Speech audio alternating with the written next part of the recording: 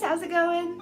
Today's video is going to be all about my 2019 reading goals. Like I said in my 2018 reading wrap-up, 2018 was a much better year than I expected for reading, and I hope that 2019 is going to be even better. My first goal is pretty straightforward. I want to read 25 books this year. In 2018, I managed to read 21 books, so I think that 25 is a pretty achievable goal, but still pushing myself a little bit. I thought about breaking them up into certain categories I want to get to, or something else like that. I've seen a lot of people do that and it seems really cool, but instead what I did is I picked the 5 books that have been on my shelf unread for the longest, and I would like to get to those 5.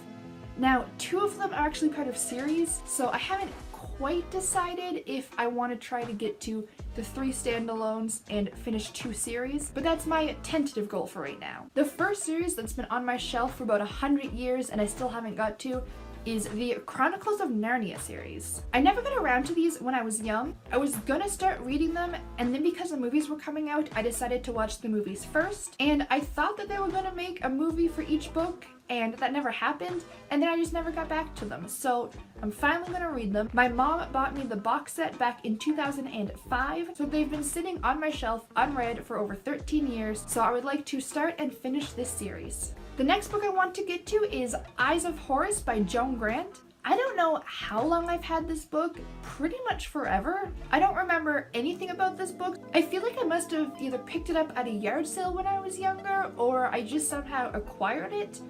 But this has been on my bookshelf forever, so I might as well read it. The next book that's been on my shelves for a million years is Bitten by Kelly Armstrong. Now, I don't know if I'm gonna like this book.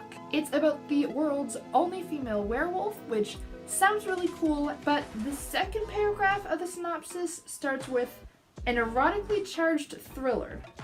I like thrillers, but I don't really like much sexual content in my books. I don't know if that makes me a prude. I like when things are alluded to. I don't mind things like that, but I don't know. I'm just not personally a big fan of a lot of sexual content in my books, and no shame for anyone that does. Like, those books are popular for a reason, and I get that.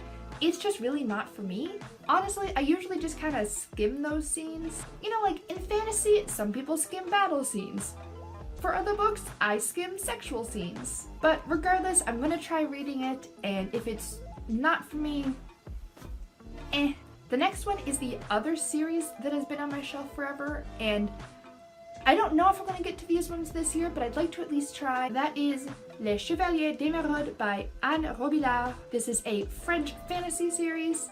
I own all 10 books. I don't know much about the series. It kind of just sounds like a typical fantasy story of big bad guy tries to take over the world, magic powers tried to stop it, etc. For some reason, I've just never gotten around to reading these, and I would like to. And the last book on this list is To Be the Man, which is Ric Flair's autobiography. Written by Ric Flair with Keith Elliott Greenberg and edited by Mark Madden. I've read about a million other wrestler autobiographies. They're all right there on that shelf, and I just never get around to this one. It's not that I don't like Ric Flair, I do, and I definitely respect him and as a performer and an athlete and as an entertainer, but I never watched WCW and I didn't really follow his career that closely. I've only been watching wrestling for about 15 years, and I just, every time I felt like picking up a wrestling autobiography, I just always reach for another one first. My other big reading related goal is to end the year with less unread books than I'm starting it with. Lately, I've gotten into the habit of I read one book and then I buy 2 more, and then I read one book and then I buy 2 more. So I just have an ever-growing TBR pile, and I counted right before I filmed this video, and I think I have 103 unread books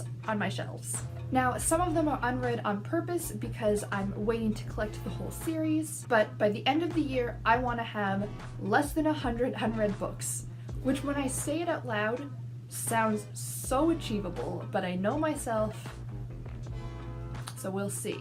I also want to track every book that I read. I'm gonna get back to this one. I'm gonna track it on Goodreads, but I have a little sneak peek of something that I'll show you in a second, but I would like to track every book I read, I would like to rate every book I read, and I would like to write a review for at least half of them. I have been writing reviews for most of the books I've read recently, but there's some that I just know that either I don't have strong opinions one way or the other, or if I'm reading like a classic book that has a billion reviews. There's just nothing else I need to say. But I would like to leave reviews for at least half of them. My final goal is still mostly book related, but I want to reorganize my shelves and be happy with them. I want to find the perfect organization that works best for me, that looks nice and is practical and has things easy to find. I kind of think I'm gonna go back to how I originally had it before the last time I reorganized it, because I don't like how they're organized now at all.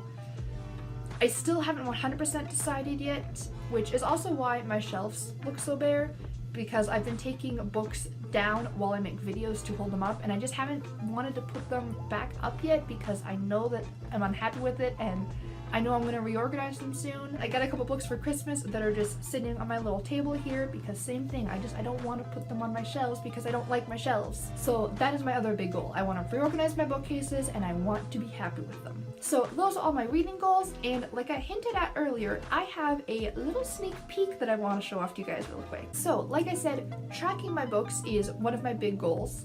I like tracking things, I like stats, I like being able to see how many books I've read, look back on them, all that stuff, and I would like to track them on Goodreads like I have been doing, but I also want to physically track them, and that's something that I think is super cool. So I have actually made a reading journal. I made this on CreateSpace, which is now Kindle Direct Publishing. I have the proof copy right here. I have made changes and I have re-uploaded it, but I'm going to show you guys the one that I have right now. It has this like pink and blue and purple swirly on it. It says not for resale all over it because, like I said, this is the proof copy. So I have a little this book belongs to and books read from blank to blank, so you can put the dates in. A lot of the starting pages have been completely redesigned, so I'm not going to show you those too much yet. I am going to show them when I do receive my new copy. I'm going to do an unboxing of it and I'll show it off and all that then. But for now, I'll just give you like a quick little sneak peek. But I have a spot for reading goals, reading outcomes, upcoming releases, readathons to remember, a spot to list your TBR. This one I've barely changed. The only thing I've changed on these ones is in the new version there's a spot to write the year of the book. I forgot to include it in this one, but I'll show you guys right here. Title, author, genre, how many pages it is. Like I said, the new one has a spot for the year as well. And then the date you started, the date you finished, and your rating. And then I have a longer spot here for comments and thoughts and favorite blank. My favorite scene or my favorite quote or my favorite character, because I just couldn't pick something that would be my favorite for every single story. And sometimes my favorite aspect of the story would change from book to book. So I just have favorite blank because that way you can do whatever you want with it. And there you go. So all the pages for this section are the same. And it just says the book number, and it goes up to number 200. This page has been redesigned in the new one also. So you can track 200 books in this, and the paper feels really nice. I went with a soft cover because then you can open it up and write in it just like a normal notebook. Like I said, I should be receiving my new version in a couple weeks, and when I do, I'll show you guys everything that's in there and do an unboxing and go over all of this then. But yeah, I just wanted to give you a quick little sneak peek. I am going to leave the Amazon link down below. I have it priced at $12.99 US, and it's available from a couple different Amazon sites. So I'll link those down below. If you want to see if it's on your country's Amazon, just search Reading Journal Elizabeth Horgan, and it should pop right up. And I'm going to go over this in more detail when I actually do the video completely focused on this. But if you want your own copy, but there's something that you'd like to change or you want something specific, feel free to shoot me an email and I can definitely customize it.